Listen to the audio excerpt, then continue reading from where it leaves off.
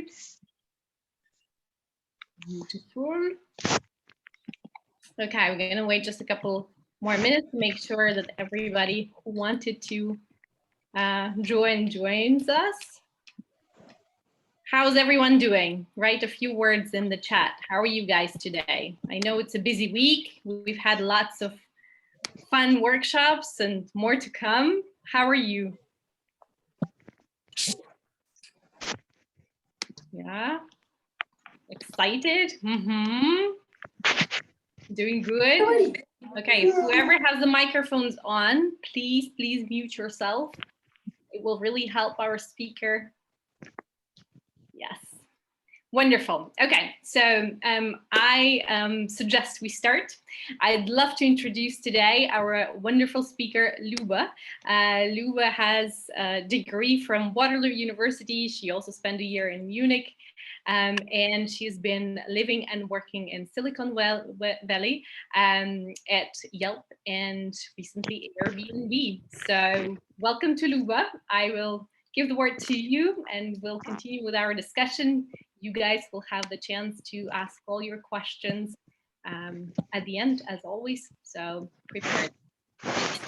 Sure. Hi, everyone. Hi, Victorina. Thank you so much for the introduction. I'll say a couple more words. I'm originally from Belarus, so I can speak Russian as well. If you're more comfortable asking your question in Russian at the end, we just decided that for the purposes of this talk, we'll do it in English. I moved to Canada when I was 17. I studied at the University of Waterloo, studied chemical engineering with a computer science minor. Actually never worked as a chemical engineer outside of university. I did a couple of internships as a chemical engineer, but then quickly realized that I wanted to move into tech.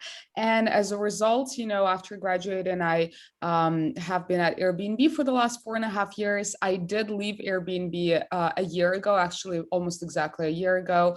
I had a company that helped startups hire Eastern European engineers, and now I'm actually moving more into the creator economy space. And I think someone's microphone is not muted, so if you could mute yourself, that would be amazing and super helpful to us. But yeah, I'm sure Victorina has a lot of questions, so I'm going to pause here and we can dive more into my story through, a conversation versus my solo monologue. Sure. It's a wonderful path, I think. There is lots in it. So let's start a little bit from the beginning.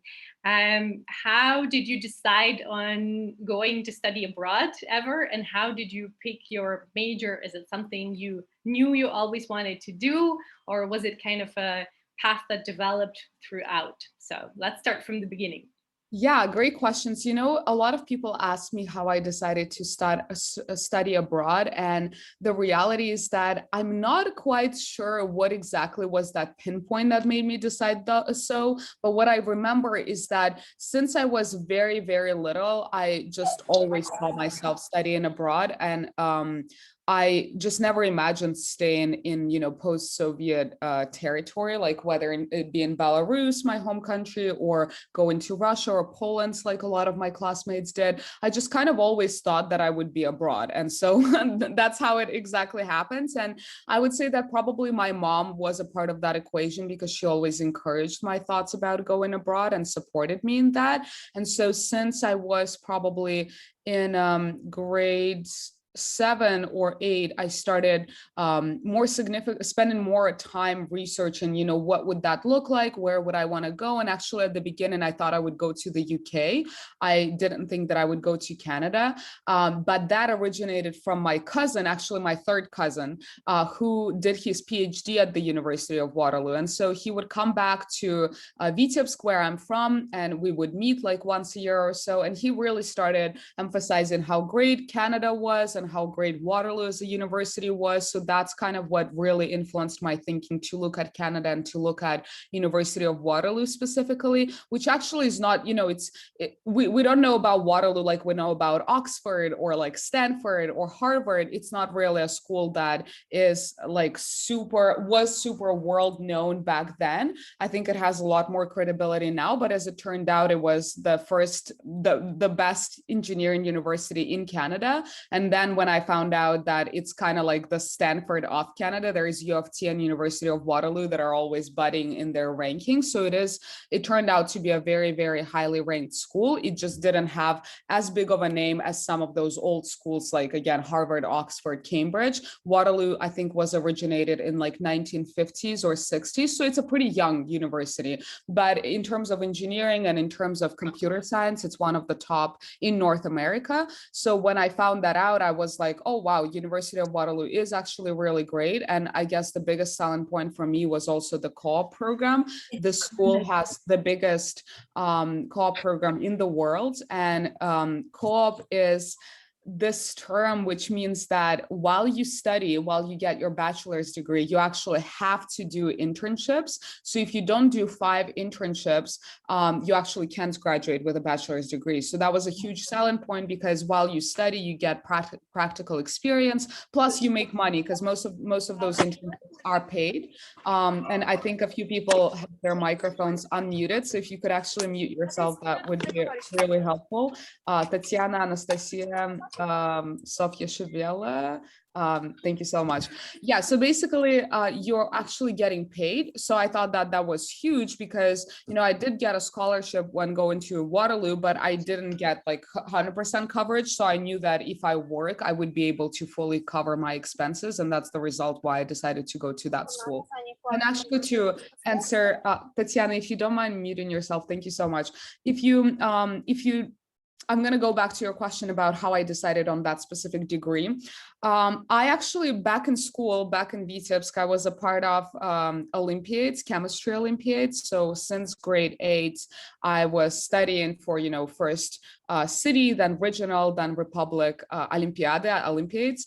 And as a result, you know, I spent like 4 years of my high school studying chemistry, like pretty intensely. So I thought, hey, I'm already doing chemistry. I guess I'm just going to do something more practical than chemistry. So I picked chemical engineering without really knowing, to be honest, what it entails and what career I would be pursuing once I graduate. And we can dive more into that later, because actually I never ended up pursuing chemical engineering, even though I did study it in university. So that's kind of a different story. But I did pick based on that, you know, thinking that, hey, I'm already in these Olympiads, I already like chemistry, so this seems like a good idea. This is amazing. This is amazing. And it's so interesting. You mentioned that UK was your first choice, but then the University of Waterloo, which many people could think that it's actually from UK, but it's in Canada. So in a way, you kind of got the English name to it. Yes, definitely. That's great. Yeah, but that's a really great story, I think, from the things that you mentioned, the factors that played into the decision of which school you're going to go to, and, you know, why you would choose specifically that university versus any other ones. And I think definitely talking to people who have been in that country, in that school, also gives you a much better understanding of what to expect. So guys, make sure you take that chance, that opportunity to talk to as many people as possible in those countries, in those schools that you're planning to attend. So that's actually, to expand a little more on that point, I would 100% agree with that. I wish I spoke to more people from my program before, you know, I applied to that specific program. I wish I kind of reached out and taken the time to think about it a little more, because I think, you know, when you're in Eastern Europe, where I was, it's like the program and the way people study in foreign countries is like slightly different than what you would expect like in your home country, where, you know, you kind of have a better understanding what university entails, what you can study as, and you actually have easier access to people from those universities. So if you're in this time right now where you're applying or deciding where to apply, I would really encourage you to, you know, to reach out to university groups, to really try to scout those people that are in the program that you think you want to be a part of. Because I definitely wish I did more of that, which I didn't actually do that at all. Like, you know, I had my cousin from Waterloo, but he did his PhD, which is quite different from bachelor's degree. Like, it's kind of night and day. But I'm glad that I took him up on University of Waterloo as a choice, as a university choice to go to. But I definitely wish I reached out to people in chemical engineering or engineering in general to kind of have a better understanding of what my career would look like and what does that mean to be a part of that program. So definitely encourage that. Yeah, and here, like, definitely take advantage of our mentors community and make sure that you talk to mentors, because we have over 300 mentors who studied all over the world in different subjects in different areas, different universities. So this is your chance to really get to know the country or program as much as you can. So very cool. Okay, so you spend your bachelor studies in Canada, and how did you end up in Munich? When did that happen? What was that like?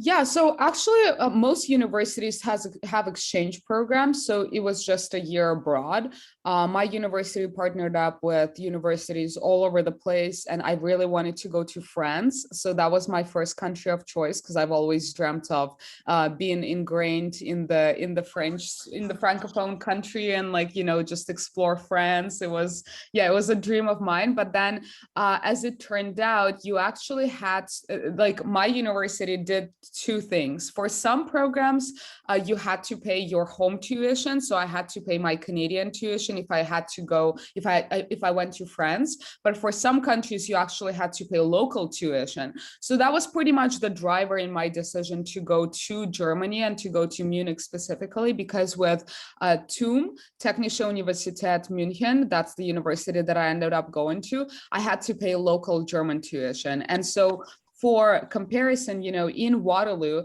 I think my semester costs like $15,000 Canadian.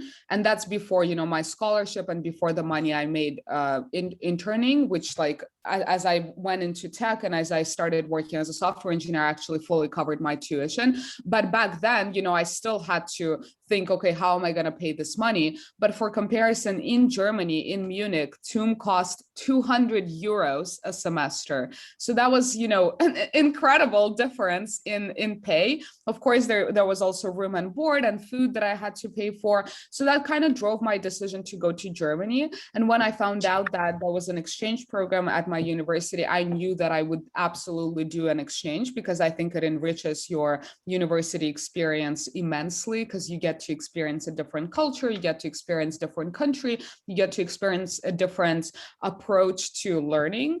So I knew I would do it either way. And then, a lot of my classmates went to Singapore, a lot of my classmates went to France, as I said, a lot of them went to Germany as well. But Germany was definitely not on the top of the list, because in Germany, we knew that some classes will be in German. And so, most people did not study German or did not want to learn, like, start studying it.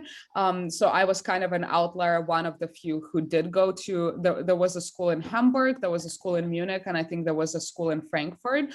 So I was one of the few. And as it then turned out, actually all of my classes were in German, but Oh, wow. yeah, that's a different story. So I had to learn German pretty much from scratch. I took like one entry-level class before going, but then it's been pretty easy for me to pick up languages. So, it's been fine. Like I was able to do like my chemical engineering in Munich in German, and it was fine. But pretty amazing. My goodness, yeah. Very impressive. German is not the easiest of languages. Definitely. Pick up so fast. Do you want me to speak a bit more about the difference in, German education and Canadian education? I don't know if that would be. Yeah, I think that would be great. That would be really interesting, because we have some students who are planning to go to Europe versus North America. So I think that would be really great. Yeah, for sure. So one thing that I was very surprised with when I went to Germany was the fact that TUM is a top engineering school in Germany, like by rankings, that's a fact. And the education there was way easier than in Canada. I had so much free time. I didn't have to do like pretty much anything. They didn't require homework for most of the classes. You kind of could do them, but you didn't have to do assignments. Whereas, In Waterloo, I'll speak a little more about Waterloo. Waterloo's like one of the nerdiest school ever. So if you're looking for that really fun college experience, it's probably not the school to go. You know, it's very intense. Like they just ask for a lot from students. I enjoyed my Waterloo experience because it gave me so much with the co-op program, with realizing that chemical engineering wasn't my cup of tea. And, you know, when I went to Silicon Valley, it's a super well-regarded school. So, you know, when they looked at school, it's like on par with Harvard's and Stanford's. So I'm really grateful for that. But a lot of my classmates really hated the experience in Waterloo because it's really intense. And, you know, the school doesn't really pay a lot of attention to social activities. It doesn't really care about, you know, your like experience as a student. It's more just like, okay, you study. If you can't study, like you're out. So it's really, really hard in that capacity. And, you know, unfortunately, suicide rates in school, like very grim facts, they're not like super small either, because it's like incredibly intense. But so in comparison, Munich, Germany was like incredibly light. And actually that year, that's when I decided to move into tech. So before I went on exchange, I thought that, oh, in Europe, I'll be doing all the things that usually people on exchange are doing. I'll be traveling a ton. I'll meet a ton of people, you know, I'll be partying. I'll have this like super fun year abroad. And the plus for that was that the year was pass or fail. So I didn't have to care about my grades that much. I just had to pass the classes. So that's how it worked in my school. And as a result, you know, because I made that decision to start studying software engineering and it fell on that year when I was in Germany, I actually spent the whole year studying and like mostly spending time in the library and not traveling almost at all. But the plus for Germany, for Munich being so easy in comparison to Waterloo, was that I had a ton of free time. So I, you know, spent all my time doing something like other than my chemical engineering study. And I just studied for exams and like submitted homework where it was absolutely necessary. But I didn't even have to go to lectures that much. So I pretty much like freed up my schedule so that I could focus on learning programming. And as a result, you know, I like was successful in that deed to get an internship as a software engineer. But to come back to the comparison of Munich and Waterloo, like, yeah, it was really light. I really loved the fact that in Germany, you actually are really free to decide what classes you're going to take. So you don't have to declare your major up until, I guess, a certain point. I don't quite remember which point that was, but students are free to choose. They're free to decide, you know, to drop classes or get back into them. So when you start studying, I think they give you like a 2 or 3 week grant period where you can freely go to any lectures you want, and then you can drop any lectures that you want to drop and stay only in the ones that you want to stay in, which was like kind of crazy to me because in Canada, especially if you're an engineering, the program is extremely rigid. You have to take classes that are predetermined for you. So it's almost like being in high school again. Like, you know, in high school, you have a defined schedule, you know, that, you know, on Wednesday and Friday, you'll take, I don't know, Russian language. And then on Mondays and every day you'll have math. So it was exactly the same there. We had a list and we knew exactly the classes that we would take. Whereas in Germany, it was like very free. And yeah, students seem to have like a lot of freedom to decide what they want to do and how. The education was really cheap. They emphasized a lot just like student experience, and there was a ton of clubs. And, you know, Munich is a wonderful city where there is like a lot of beer gardens. Oktoberfest happens there. So there's like a lot of just like German culture stuff that is also ingrained in part of the university. So yeah, it was very interesting to experience the difference in learning approach, in the difference in studying and attitudes. So yeah, it was interesting. Sounds really cool. And Munich, it has a great location as well. So you're close to the mountains and actually other countries as well. Did you do a lot of traveling? As I've mentioned, you know, because I've decided to learn how to code during that year, unfortunately, I didn't do as much traveling as I thought I would. I traveled a bit. I went to Austria, I went to Prague, I went to a couple other countries, but that was all kind of jammed in 2 weeks. So, you know, a lot of my classmates that did do a traditional exchange, a lot of my, like, not classmates, but people from my university, they traveled a ton. They went skiing all the time. They went hiking. It looked a lot of fun. And actually, I really want to go to Munich sometime soon because I want to reminisce on all the things that I didn't get to do when I was there. Yeah.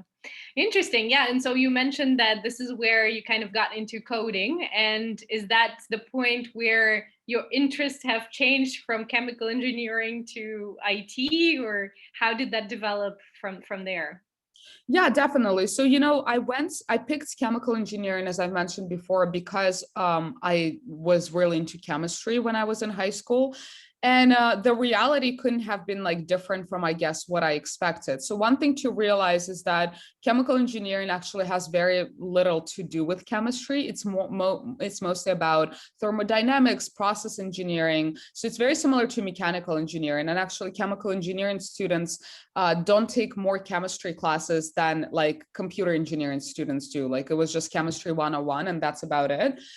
So one, chemical engineering was just like I didn't know what to expect, and what I guess I thought I would expect was different from from the reality.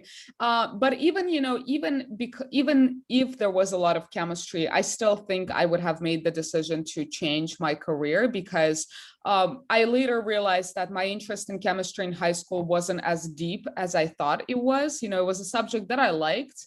I was good at it, but I didn't actually care enough about it to then do it for the rest of my life. Or I thought I did when I was in high school, but when you're older, you kind of have a lot more reflections on, is this really what I want to do? Is this really what gives me joy and what gives me energy? And the reality was that wasn't the case.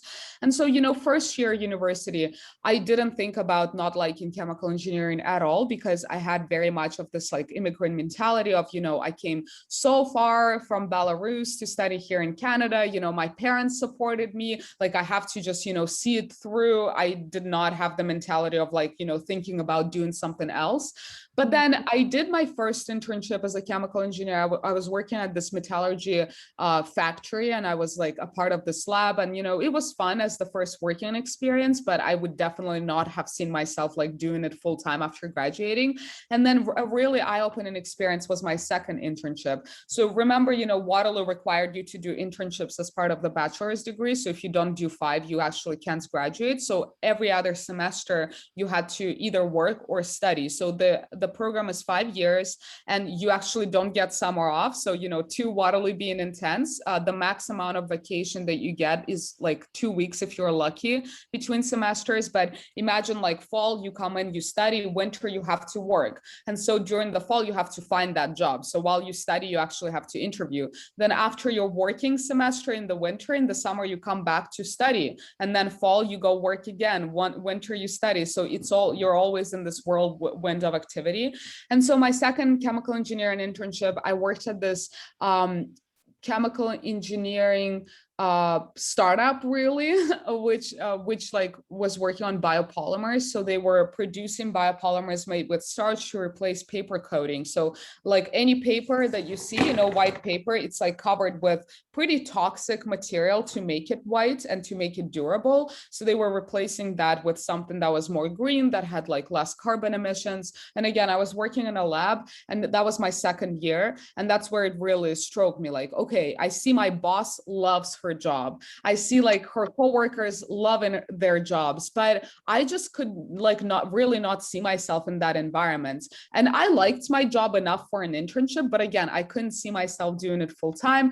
And that's where I was like, wow, I don't want to be a person who like does something and I don't like doing it, because then you kind of go into that grind of like, my work just pays my bills, but I don't actually like what I'm doing at all. And I'm like, I really wanted to like my work.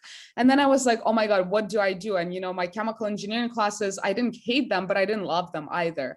And that's where I kind of got stuck of, okay, I've always been a person of like a lot of interest. So I thought maybe I should do finance, maybe I should do management, maybe I should do business, maybe I should do, I don't know, something else. But I didn't really know what exactly it would be. And then by virtue of circumstance, so taking a step back, in Canada, if you look at the IT like startup scene, Toronto and Waterloo are the two biggest startup hubs, and then Vancouver is the third one. So Waterloo actually has a lot of startups that originated from it. So if you guys remember BlackBerry, that preceded iPhone or was like a competitor of iPhone, it was across our university campus. That company was right there. Then Pebble Watch, the watch that preceded Apple Watch, that also was done by Waterloo students. So it was also a Waterloo startup. There is Substack, this like subscription subscription writing platform, also by like someone from Waterloo. So it has a lot of startups that came out of it. And so as a result, the city of Waterloo and the university supports startups, IT quite a lot. And so at the time when I was at university, we had this residence, like a campus, общежитие on campus that basically encouraged you to participate in the startup scene. And there was a whole application process to get into it. And I heard about it and I was like, wow, this is really cool. I should like really try to get into this residence to live there. And so I got in. And so after that internship that I did as a chemical engineer, I went to live in this residence. And then in that residence, it was mostly folks who studied computer science, that studied computer engineering, that were all in IT. And I was like one of the only oddballs who like studied something else. But that semester really opened my eyes to what is happening in the tech sector, what are startups, what opportunities there are there. And that's where I really thought, wow, I'm like really enjoying this environment. It's so much fun. There's so much innovation that happens in there. And as a result, after a lot of hesitation, I decided that actually learning how to code was the right step to really see if like I liked this environment or not. And that's where my mindset shift happens. And right after that semester, that's when I went to Germany, had a lot of free time and spent all my time to try to learn with a goal to get the next internship in Silicon Valley, in a company there, to work as a software engineer, to really see if like that was my cup of tea or not. Because like one insight that I guess I want you guys to take out of this is studying is studying, but a lot of the times your work environment and what you actually do at your job might be very, very different from what you actually study. So I think testing that hypothesis of, okay, I like reading books about, I don't know, business, but do I really like, working as a business consultant? As a random example, I think that's really important to realize and to test out those waters before really, committing your whole life to a subject. So if you can commit to those small experiments of like studying, but what does the work environment look like? I think that's incredibly important. Yeah, for sure. I agree with you 100%. This is something I think we talked about at a previous meeting as well, following your interests and then exploring them further, right? And I think I gave an example saying like about marketing, like you think it's a beautiful word, but what does it really entail? What does it mean? So when you guys are exploring a certain major, a certain field, make sure that you really understand what different parts it has. Yeah, what does it look like in the company? Do talk to people who are in the industry and ask them questions and see what they tell you, like what their day looks like and so on and so forth, which I think we can further get into and learn a bit more. So I understand that then you had a couple of more internships before you landed your first job, and really how was it? What was the first kind of job, and how did it lead you to where you are today? Yeah, so long story short, my first internship after that time when I decided that I'm going to learn to code was at Yelp. So I was working on the Android team at Yelp. I actually did 2 internships in a row there. So I worked there for 9 months or so. So, almost a year, which was pretty great. And then my next internship, again, as a software engineer, while I was still finishing up my chemical engineering degree, was an internship at Airbnb. That was back in 2015 when the company was still going through quite a bit of hyper growth. And then I did another one in a small Canadian startup, like as my last semester before graduating. And I got a return. So usually in tech companies, if you are like close to graduating, they can give you a return offer to come back full time. Or if you're not close to graduating, they might give you a return offer to come back as an intern again. So when I was there, they gave me a return offer to come back full time. So after I graduated from Waterloo, and on the way, I also picked up a computer science minor, mostly for immigration paperwork, which we can or we don't have to dive into later. But I decided, hey, I really loved my time at Airbnb. It was such a great company. Like I loved my coworkers. I loved what I was doing. So I decided to take that full-time offer to go back. And so in 2016, I moved from Canada to San Francisco, where Airbnb headquarters war. I'm saying war. They're still there, but it's now remote world. So Airbnb is not coming back to the office until 2022. So we'll see where their headquarters are going to be.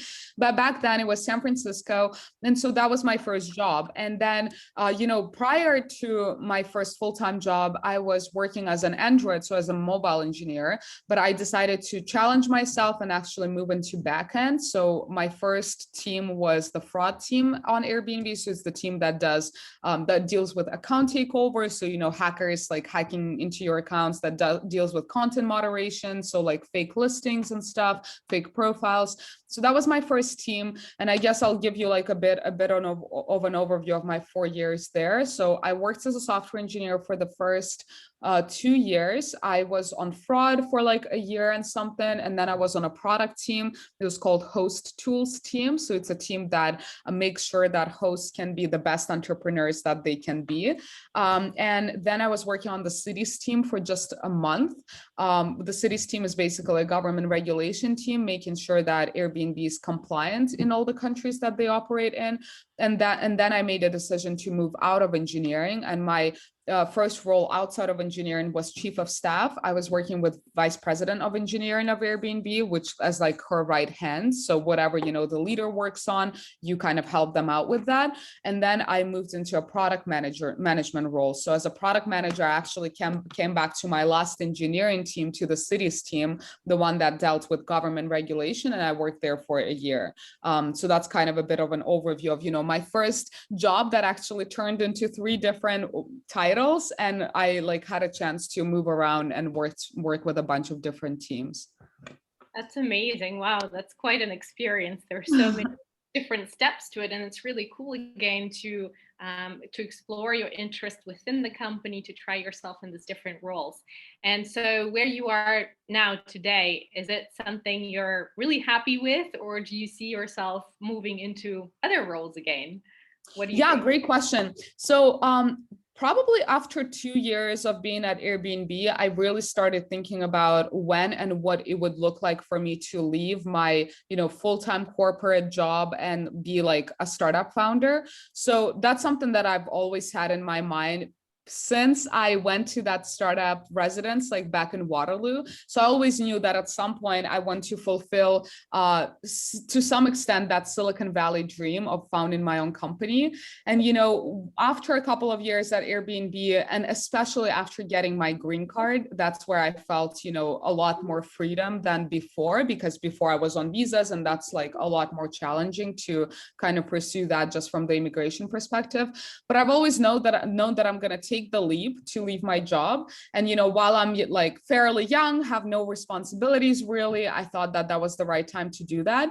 And so a year ago in the summer, I felt like that was the right time. I was mentally ready. I was like financially ready with like enough of, support back to really take that risk. And so I left Airbnb, and my first step was starting this like Eastern European outsourcing recruiting company, which I did up until 3 months ago.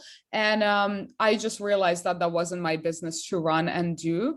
And I've always been passionate about creator stuff. So I've had my YouTube channel for the last 3 years, and creator economy as a space has really been booming in the last year and a half. So since the pandemic, since, I'm sure you've seen a lot of people becoming TikTok famous, becoming like building their YouTube channel as a business. And now there is OnlyFans, there is a ton of different platforms, and like everyone here is talking about it. So there is a lot of movement happening in that space. So actually right this moment, I'm super early stage with a creator economy focused idea with a co-founder that I've actually met back in 2014 in San Francisco when he was still at Facebook, and now he's at Airbnb. So we're just like fleshing out this idea. And then outside of that, I'm putting on a conference / a hackathon for creators here in Los Angeles in the end of October. So these are the 2 things that I'm focused on right now. And, in this year that I've left my job, to kind of go back to your question about, are you happy where you're at?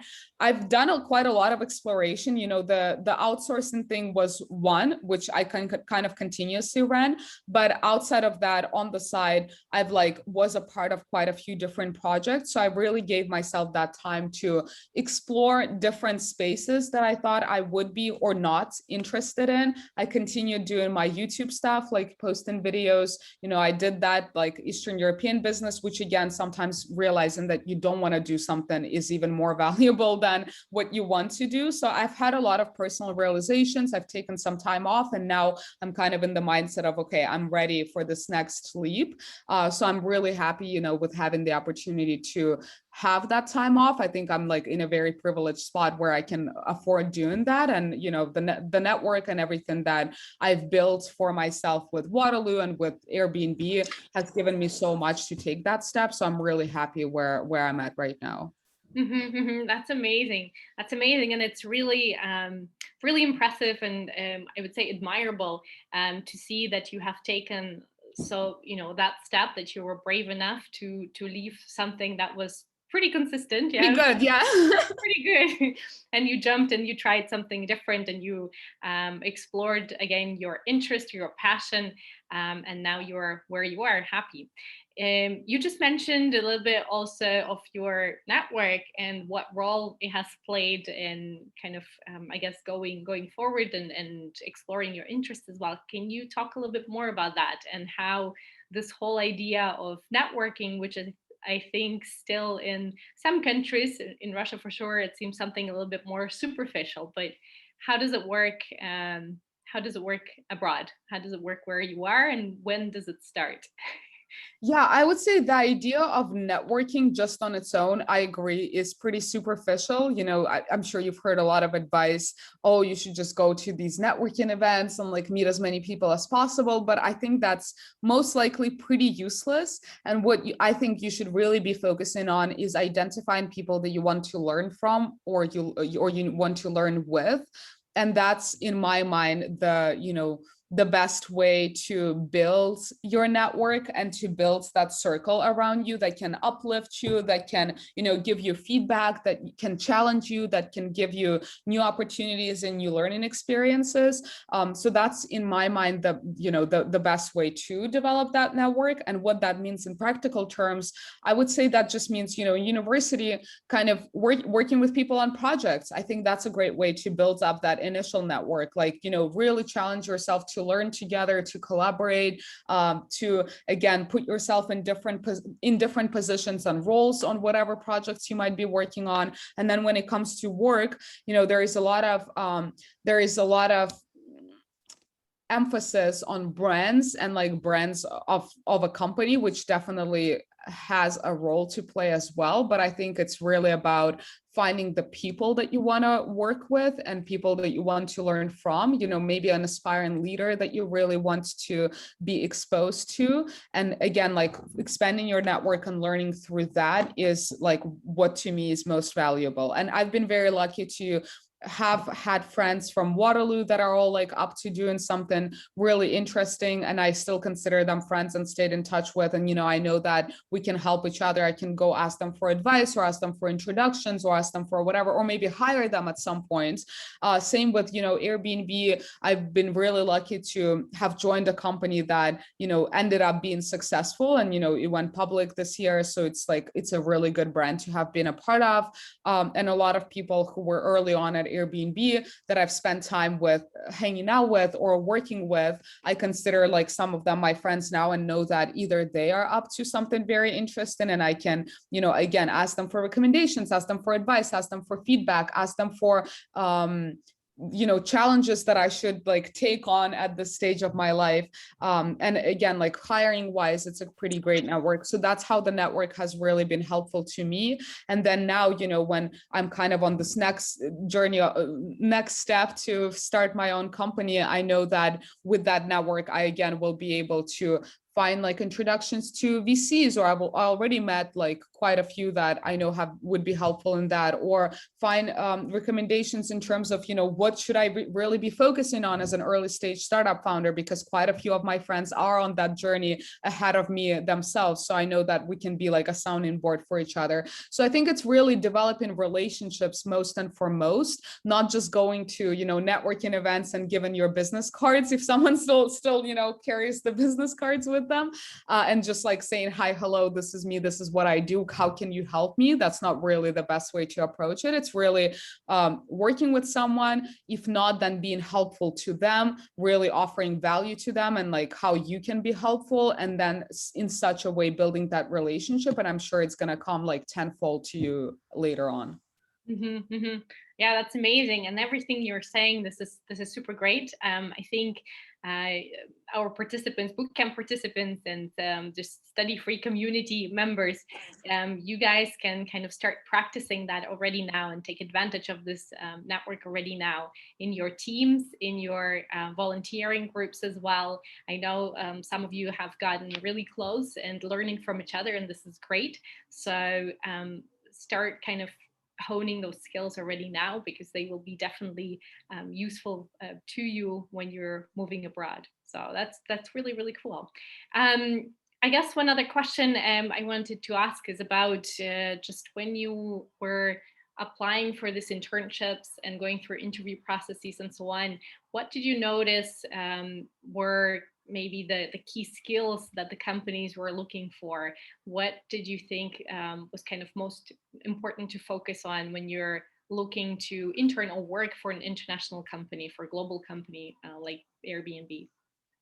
Yeah, one caveat that's worth mentioning is that every, field has a different interview process. My experience has mostly been with, as you said, IT, tech, and primarily software engineering interview. And there you have to do a lot of hands-on coding. So definitely, figure out what are the basic requirements for you to even be a part of that interview and get that done. For product managers, it's a lot of case studies that you discuss. So be prepared for that basic interview process.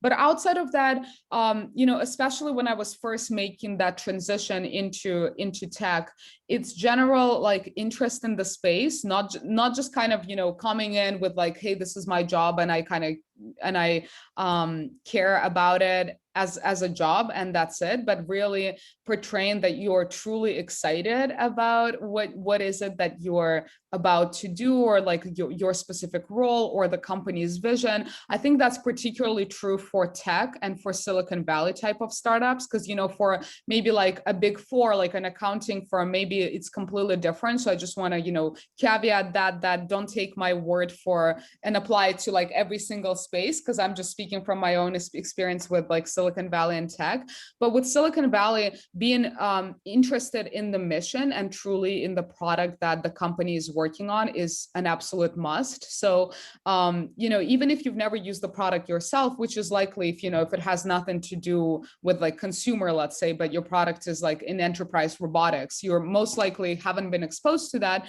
but at least have an excitement, passion about that mission, about how it's going to change, I'm going to say the cliche, the world, how it's going to change that industry. That's really, really important. And like showing that understanding. I would say it's also just passion for the role that you're going to be performing. So with, internships, when I was going through that process, it's showing that through side projects, not through just like, oh, I worked at this job, I worked at that job, but also, I participated in hackathons. I was working on an app on the side with a friend. And I had to do more of that also because I was, for the first time, transitioning into tech without a computer science degree. So I really had to emphasize that, hey, look, I am actually truly passionate about coding because like I'm building this Android app on the side. I'm literally spending my free time instead of, going partying to do this with a friend. I'm participating in these events. I was volunteering at conferences. So it's really showing that, hey, this is something that you really want to do. I'd say that's very important.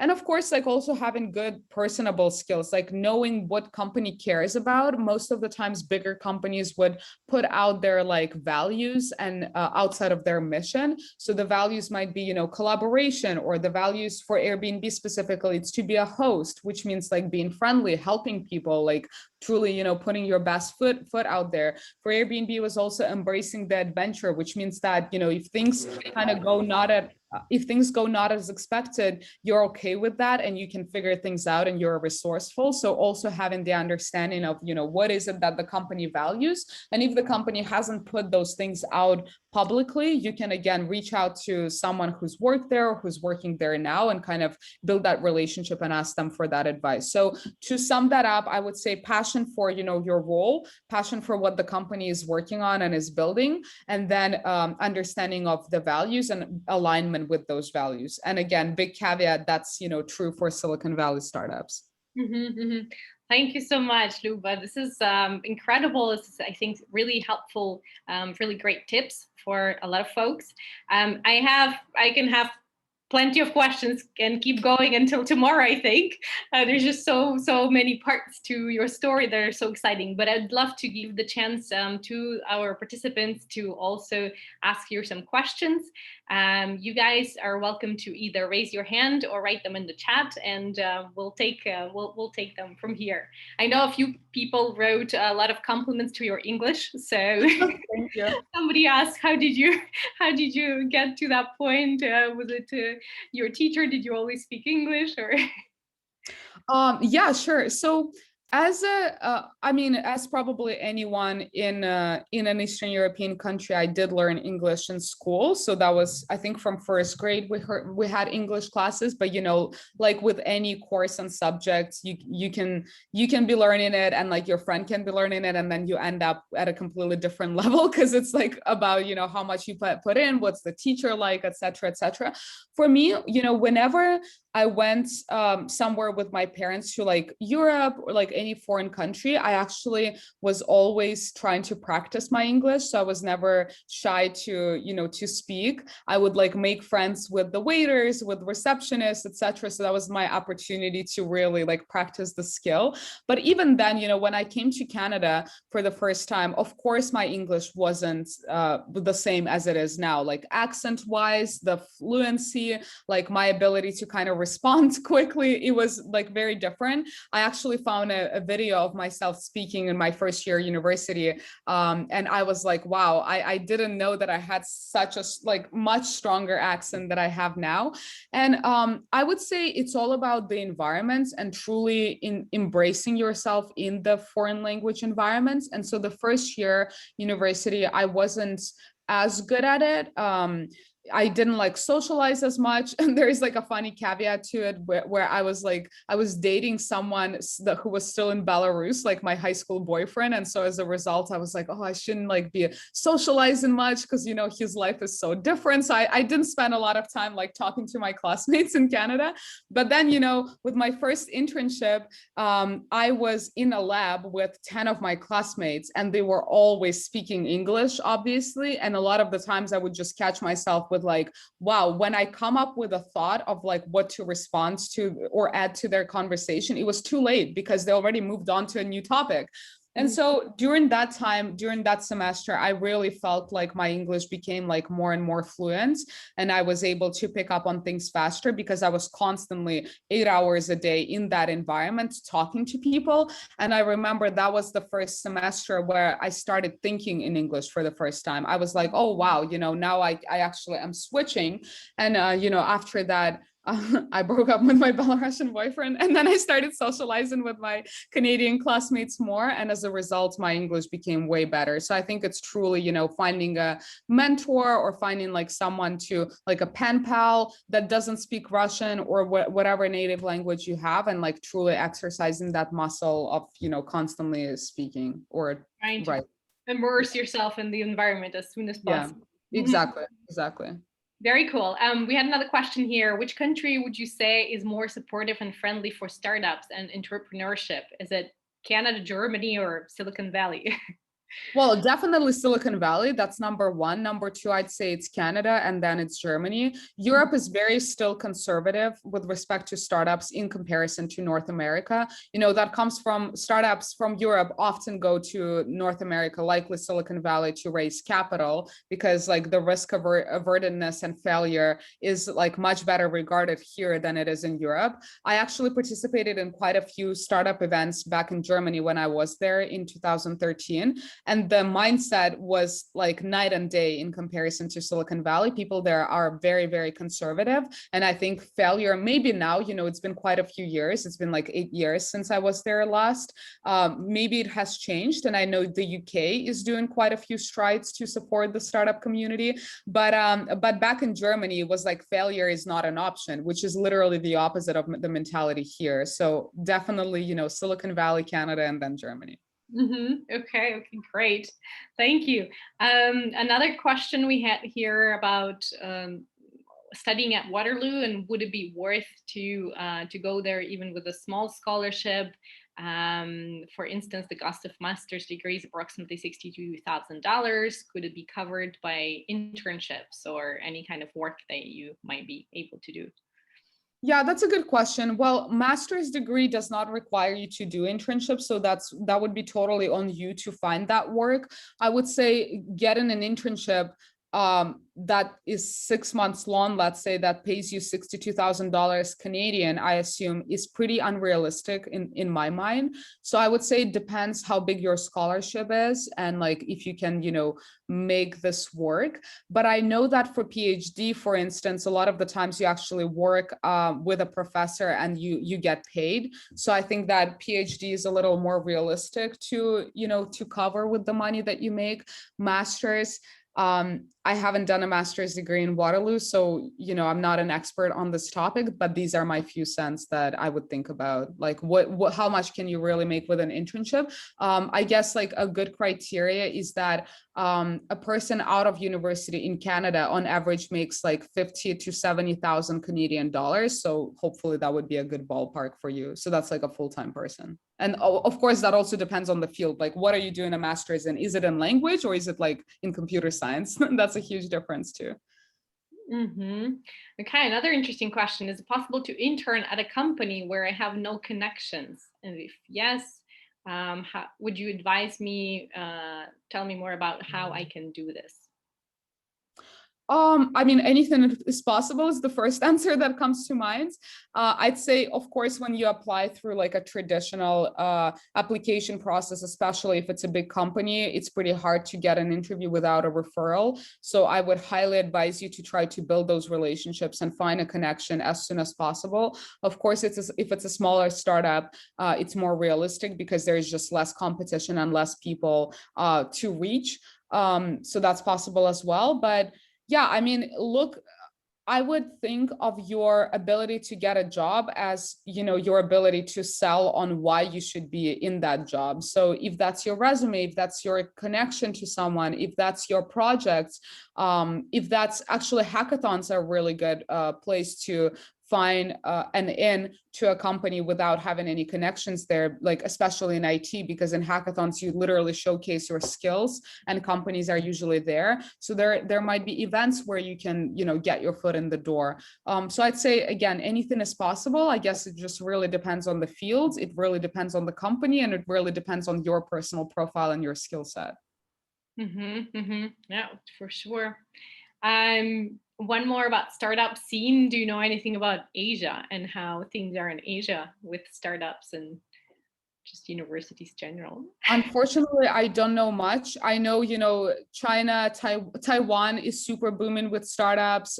China, obviously, Singapore, that's really all I know. I know that there is a lot of movements happening there, but, people from Asia still come to Silicon Valley for some, for some advice, consultations, and mentorship. So I think in IT specifically, again, caveat, I don't know, if the audience is like more IT skewed or more something else skewed. I would say my expertise mostly lies there.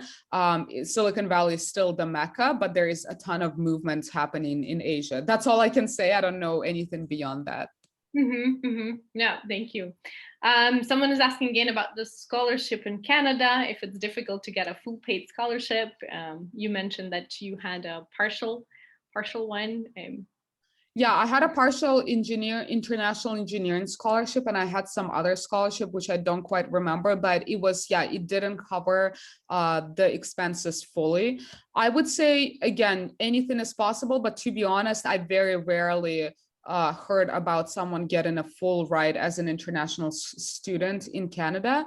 But again, it's so university specific, it's so program specific. You can actually get, maybe you don't get a full scholarship, like one scholarship that covers everything, but there's so many grants out there that you can get, a lot of different grants, maybe all for like some small amount that in combination will give you a full ride. But that obviously depends on how much time you put into it and how much time is that worth to you. So I'd say it's possible to get your full education covered. It just depends on those factors. In Waterloo, I haven't seen non-Canadian person doing that. Canadian students, yes, I had quite a few friends who had their whole education covered. But then again, as a Canadian resident, your education to begin with is so much cheaper than an international student. I think most of my classmates paid like 3,000 or 4,000 Canadian dollars a semester.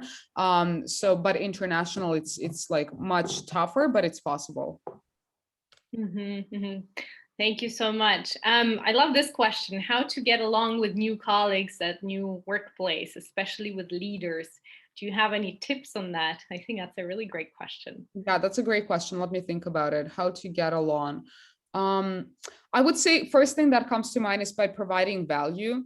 Seeing an opportunity, seeing a project, seeing opportunities to showcase your work that you're already working on in like, a company-wide stage, which happens at least quite often in Silicon Valley. They quite often do like different companies all hands and like showcases of the work that different teams are doing. Within your team, there will be, meetings where you kind of give an update on progress or whatever. There's usually a lot of openness towards fluidity in your work. So if you see an opportunity and you have a solution for how to, make the product better, you can most likely make a proposal and like take on that project.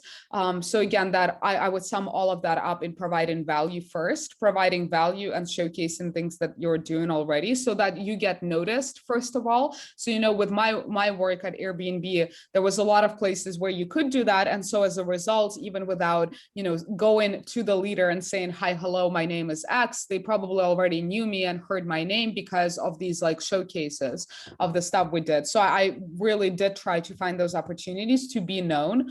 And then outside of that, also reaching out to leaders. Like leaders are also people, like they're also like you. They probably also are going through their own challenges, ups and downs in their own work. Reaching out, like explaining, who you are and what you would want to learn from them, and finding that opportunity to be mentored by them or to work with them in some capacity. Again, like providing value. I would say that's another great way to get to know leaders. And I'd say the relationship starts unfolding from there, where you work together and then you get to know each other on a more personal or like more ingrained and collaborative work level. Mm-hmm, mm-hmm, mm-hmm. Thank you for sharing that.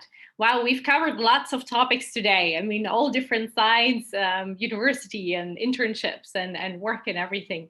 I guess one question I would want to ask you, kind of as we're coming to an end of this conversation, is there anything you would change in your experience, and what advice would you give to our students get kind of ready for that journey?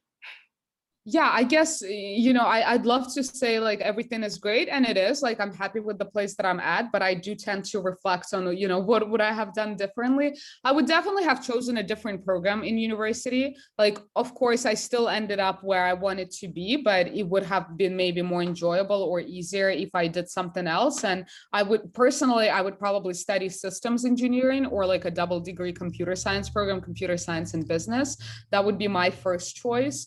What else would I do differently? I would spend more time, honestly, socializing in university. I kind of only realized that probably in my like end of third year and like fourth year. But first and second year, I think I like overemphasized studying and didn't do as much social stuff, like being a part of clubs, like hobby clubs, etc. And I think it's that opportunity to build the network and the relationships, which, as a result, I still ended up with a good network and with all of that. But I think I would just have had a more enjoyable university experience if I spend more time doing socializing as well. because, you know, when I came to Canada, I was like, oh, I have to be like top of the class because I was so used to that in Belarus. But then my ego got quickly crushed because there was a lot of people who were also much better than me. And then I realized that the only way to be on top, at least in Waterloo, you just had to grind like all the time, unless you were just so like incredibly talented naturally that you didn't have to do that and you were still like good. And like I did, you know, worry too much about my grades at the beginning. And so yeah, I think that was kind of like not necessarily a waste of time. It was still useful, but I could have had like more fun. I would also wish that I really thought about what am I curious to learn as opposed to what do I have to learn in university. Again, like my program was very rigid with the type of stuff, with the type of courses I had to take. But even then, I could have found opportunities to, you know, take like an art class or an economics class or like something else, like something that I would be like curious about, as opposed to what is a check mark for me to like graduate and be good. Because I think, you know, college is your time to explore. It's your time to make friends. It's your time to like really have those like pivotal points in your life. And if you're always going with it of like, okay, I have to do this, like I have like to get this career, blah, blah, blah. Like, I think you can still get the career you want while doing like more playing and like leaning more into your curiosities. So that's another thing that I would do. And yeah, honestly, these are all the things that come to mind that with respect to my college experience specifically. Yeah. Hopefully this is helpful. Thank you so much. I think this is really great. I do agree with you that focusing on your interests and following kind of your heart, your interest really, and creating those relationships early would be super helpful and will bring you to the place where you're going to be happy eventually. So this is truly great. Luba, thank you so much for your time today. We had a great conversation, covered lots of topics. Guys, thank you so much for your questions. I hope you have gotten great useful insights for yourself, and we'll definitely share the recording afterwards and Luba's contacts as well. Yeah, so you guys can follow her on her channel and see what she's up to. Thank you so much. Thank you so much, everyone. And thank you, Victorina, for doing the moderation and for all of the questions. And thank you to all the participants for listening and also asking great questions. So yeah, I wish you all a ton of luck in your, you know, studying journey and working, like searching for work journey. Super great. Wonderful. Have a great day. Good luck with everything. And guys, we'll see you tomorrow for our English workshops. So thank you. Have a great night, everybody. Have a great evening. Bye. Bye. Bye-bye.